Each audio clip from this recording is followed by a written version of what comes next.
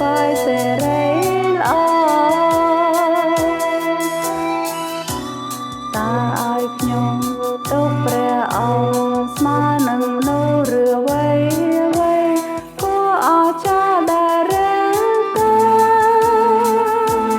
គឺព្រះអង្គធំលើគេឲ្យពេញសេរីល្អ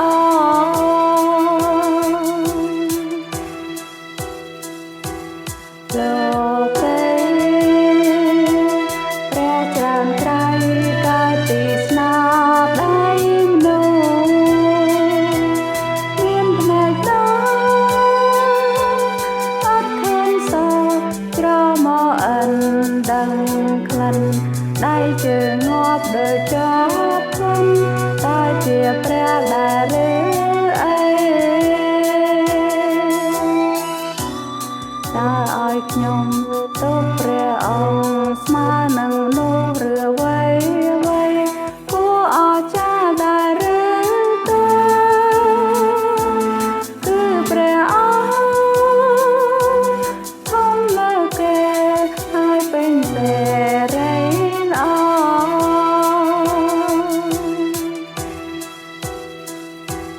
ព្រះគ្រីស្ទប្រលោកនេះ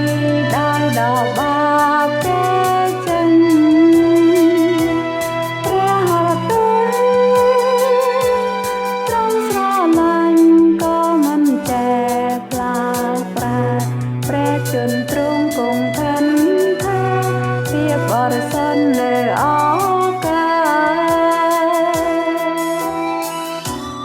តើឲ្យខ្ញុំទុកព្រះអង្គស្មើនឹងមនុស្សឬអ្វី